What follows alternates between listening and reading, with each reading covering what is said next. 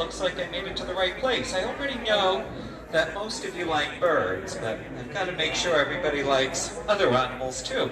So if you guys don't know me, my name is Nick. I work with animals from all over the world, and as you can tell by the way I talk, I'm from New York, all right? I did a little bit of driving to get here. I live in a little place called Long Island, okay? So you'll have to forgive my heavy New York accent. So, I actually work with animals from all over the world. You're going to learn some really cool things about some very interesting birds, mammals, and reptiles that I brought with me for New Jersey Audubon's, okay, weekend. So the first animal that I'd like to bring out and introduce everybody to is a reptile. But I have to warn you, screaming, yelling will not help you when you meet this first animal. You might be thinking, wait a second, hold on. Why would I be screaming? Why would I be yelling? Well, here's the thing. This is a slithery reptile, okay? So yeah, I usually have to give everybody fair warning before I whip this thing out. So let's see, can you come on out for me all the way? I think I just saw you out of the corner of my eye. If this will cooperate, there we go, come on, all the way out. So this is real. Everything you'll see with me today is real. She is not made out of rubber. You have nothing to worry about if you do not like snakes. This snake that I'm holding, not one drop of venom in her mouth, completely harmless snake. This is called a milk snake. Now, usually when a snake or a reptile is this brightly colored, it will typically indicate that they are venomous. But I just said, this is a completely harmless snake. So why does she look like this? She is trying to trick other animals that might otherwise eat her, predators, into thinking that she is a highly venomous snake, a snake called a coral snake. It looks just like her. Here's how you tell the difference between a non-venomous milk snake and a highly venomous coral snake. If you look at the patterns on this animal, you'll notice her pattern, it is red touching black. If red is touching black, friend of Jack, non-venomous. But if red were touching yellow, deadly fellow, she would be a venomous coral snake. So red touches black, friend of Jack. Red touches yellow, deadly fellow. Now, she is a snake. Snakes are famous for missing arms and legs. They are also missing ears. Not everybody realizes that. She is completely deaf, cannot hear anything that I'm saying right now. The best that you can do is pick up the vibration from my speaker. That's about it. Snakes are also missing eyelids. She has to sleep with her eyes completely open. Now, I said this animal is called a milk snake. These snakes, they get their name in a very funny way. Long time ago, farmers used to find them in their barns with their cows. They thought that they were sucking the milk out of their cows. They were not really there to do that. They were really there to eat the mice that were eating all of the cow's food. But we still call them milk snakes even to this day. So, hey, good news, if everybody here can make it past the milk snake, you can make it past any of the animals that I have out today to show you. It only gets easier from this point on, I guarantee it. So let me see if I can bring out a very special type of a bird. Now, this is a very famous jungle bird, and the problem is, when I bring her out, everybody starts craving cereal. I don't know why that is. Maybe someone can tell me by the end of the day. But before I get her out, I've got to get some of her favorite food. Out of all of my animals, this one, she's the brattiest one, okay? If I don't have food ready to go, she doesn't want anything to do with me. So what do you think? Want to come on out for me? This is Bananas. And Bananas, she was given to me by the San Antonio Zoo a few years ago. Unfortunately, she came to me with that name because shortly after I brought her home, I realized she doesn't like bananas. She prefers blueberries, okay? So what's with that? So this is a keel-billed toucan, also called the rainbow-billed toucan because of the colors of her mandibles that she has. Now, these birds are very famous for having a big, scary-looking beak. Even though this is a scary-looking beak that the toucan has, not a strong beak. The muscles in her beak are not even strong enough to chew a grape or a blueberry. Watch how she eats this blueberry again. She doesn't even chew it. Yeah, do you see that? They'll just gulp their food down whole.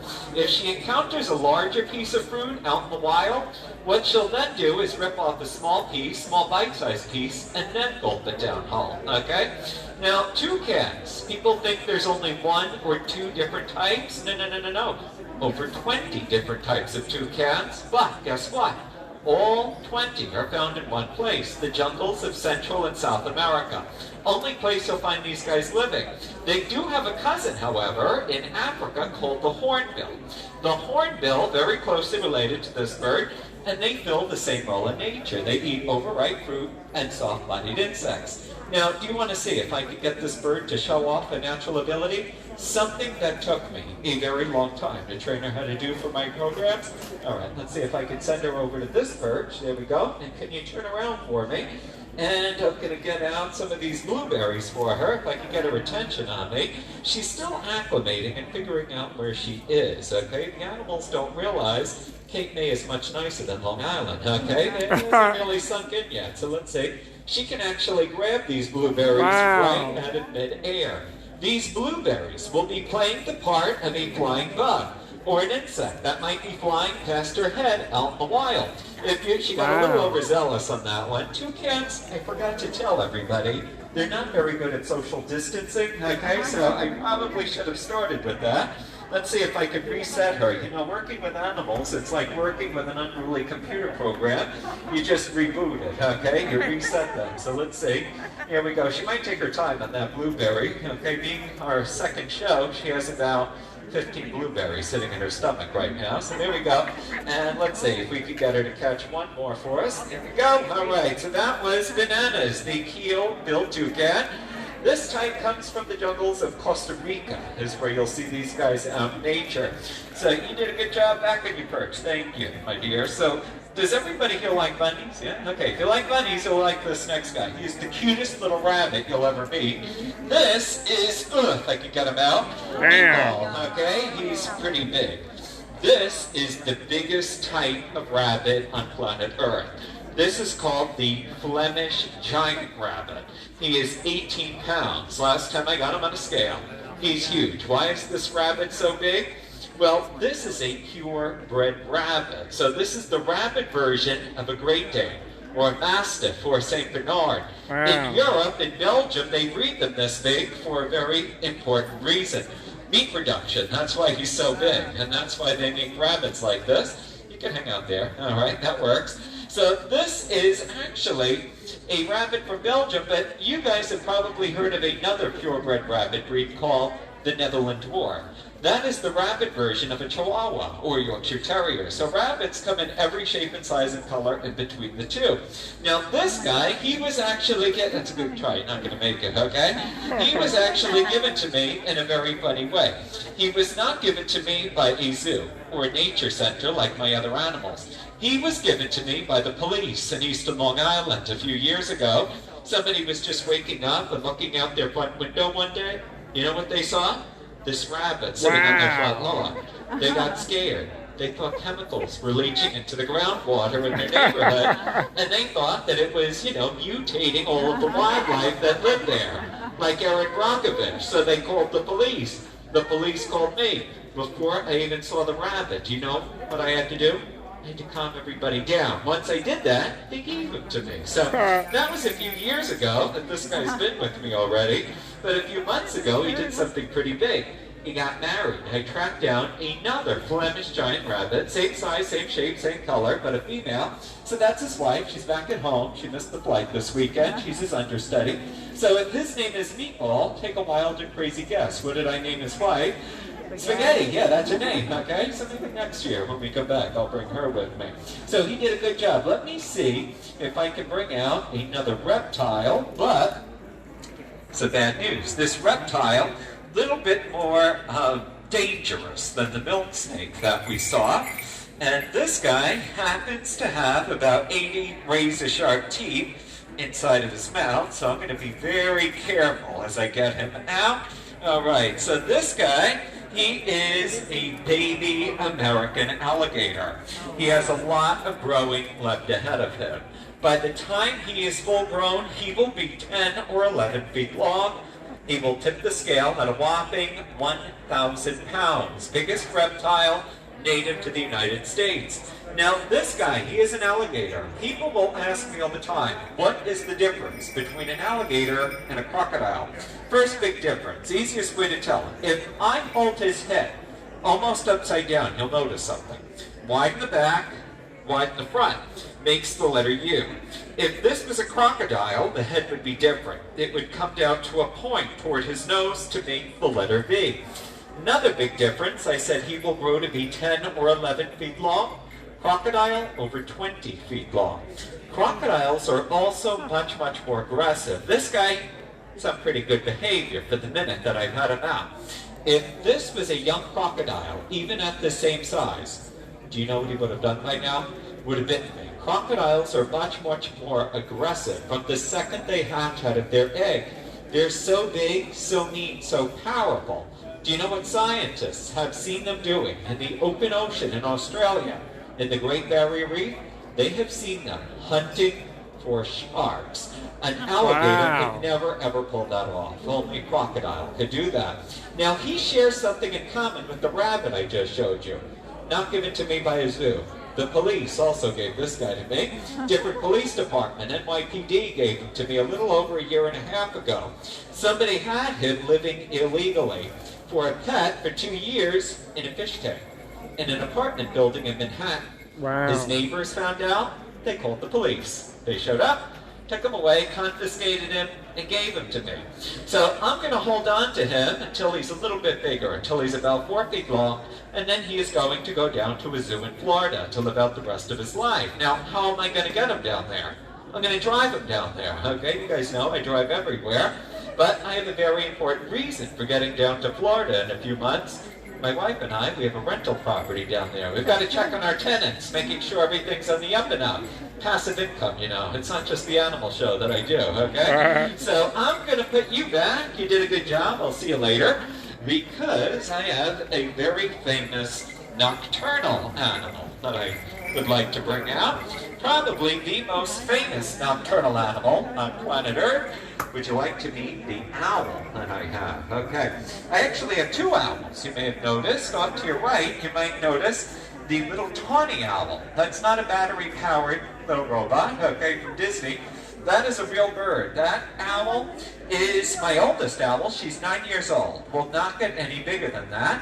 The tawny owl, they are native to Western Europe. This is the European version of a barred owl, B-A-R-R-E-D, barred owl, that we have here in North America. Her cousin, the barred owl, is about 3 times as large, though, but otherwise looks very similar. But that's not the owl I will be talking about. I'm going to be talking about this big guy, okay, off to your left. This guy, he is the biggest type of owl in the world.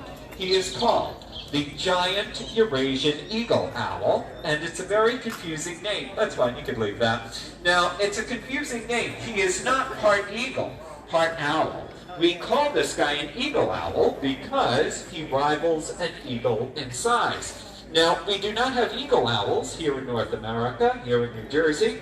To see this guy out in the wild, you would have to go to Russia, Siberia. This is the Russian version of the great horned owl, which you do have in New Jersey and North America.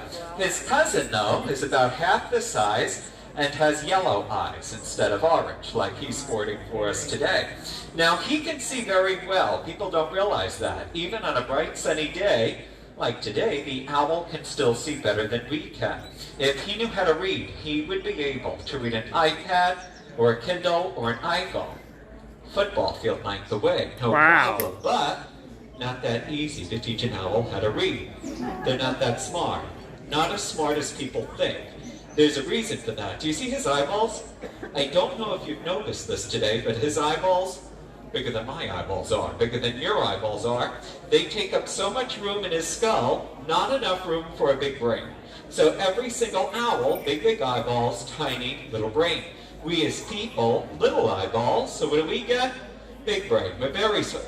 Most of us, at least, are very smart, okay? Now, if you guys roll your eyes for me, you know, we can move our eyeballs independently of our skull. Owls cannot do that. They have a big bony brain that cradles their eyes. So when the owl wants to look at something, like he's doing right now, what does he have to do? He's thinking about lunch over there, okay? He has to move his entire head, right? Now when we try that, we can't go that far. We only have 7 bones in our neck, 7 vertebrae. A giraffe has 7 bones, 7 vertebrae in his neck. But an owl has 14 bones, 14 vertebrae in his neck. This is what allows the owl to turn his head from one shoulder all the way to the other. No problem. About 270 degrees each direction. Now, do you know how old this owl is? You won't even believe this when I tell you. He's 2 years old. Okay? He's full grown. He won't get any bigger than this. I brought him home when he was 2 weeks old. He looked like a fluffy softball the day I brought him home. Couldn't even fly. But by the time he turned 4 months old, he looked exactly as he does right now. He was full grown. Birds of prey, they grow lightning fast. Whether it's an eagle, an owl, a vulture, a hawk, every single one of them full grown in that window. That falcon you see behind me, she's my largest falcon, but she's the youngest falcon that I have. She's only 3.5 months old. Won't get any bigger than that, but full grown in that same window. Now, I can remember very easily how old this owl is. Do you know why that is? Well, about 2 weeks after I brought him home, I brought home another baby animal. I brought her with me this weekend, okay? I might bring her out a little bit later. You know what else I brought home a few weeks after this guy? Baby human. My daughter was born about a month after this guy hatched out of his egg, okay? They pretty much are growing up together. Aww. It's making my life very easy. At least in the beginning it did. I raised him in my daughter's crib, okay? It wasn't until he started flying around her bedroom. My wife came in, ruined everything. She made me move him outside with all of my other animals. So, by the way, you know where my wife and daughter is today? You're going to love this. This is Rich. They're at the Cape May Zoo, okay? So I said, what are you guys doing? I am the Cape May Zoo this weekend, okay? So maybe, hopefully, they'll make a cameo for me. You know, Cape May, it's got a lot of competition for them, all right? They're going shopping, they're going swimming, they're at the beach. Hopefully, I'll see them at one point. So this guy, even though he's not my oldest animal, he's quickly becoming one of my more famous animals. I also supply animals for TV shows that film out of New York City. My house is only about 50 miles east of New York City, so I go there quite often.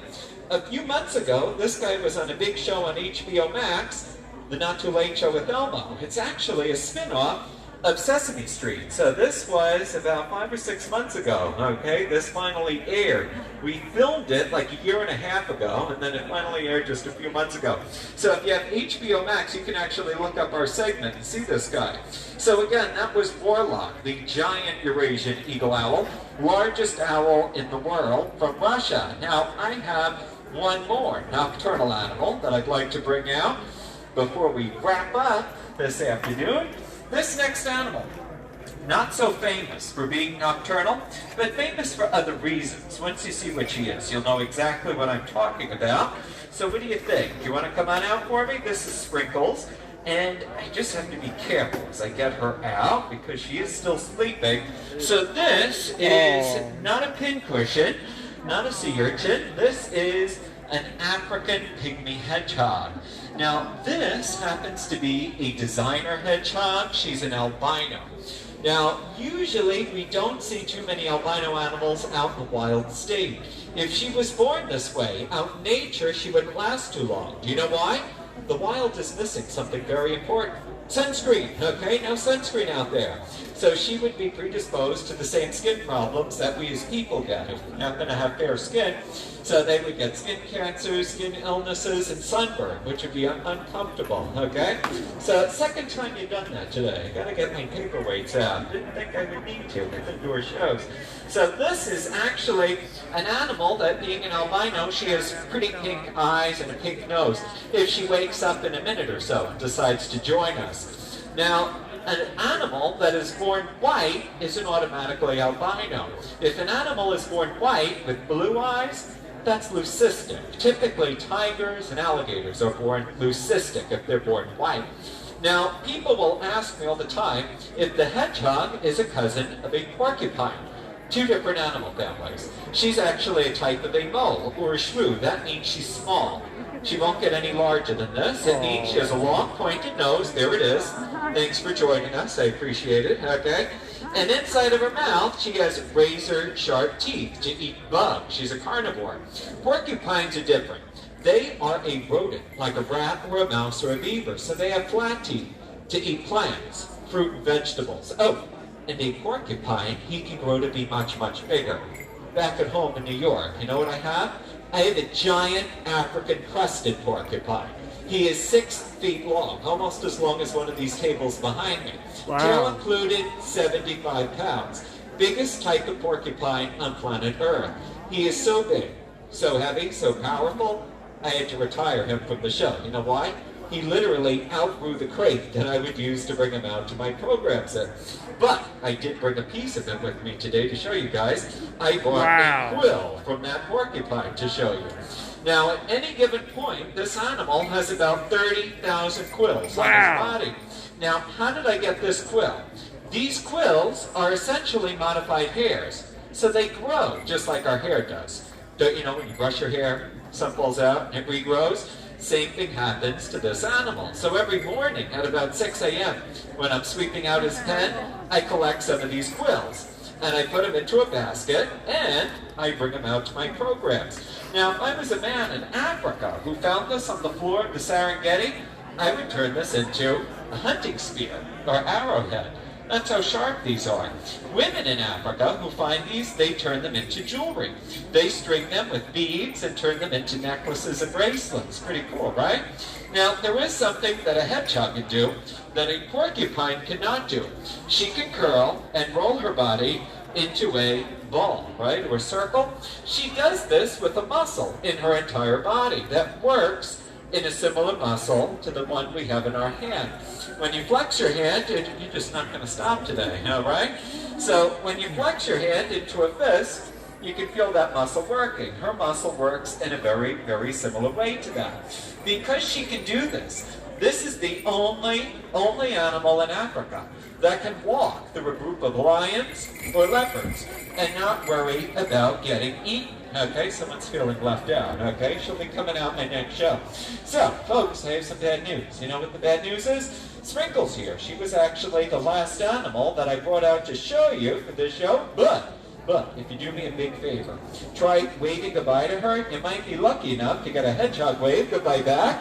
Yeah, that's like years and years worth of animal training that you're looking at right there. I'm telling you.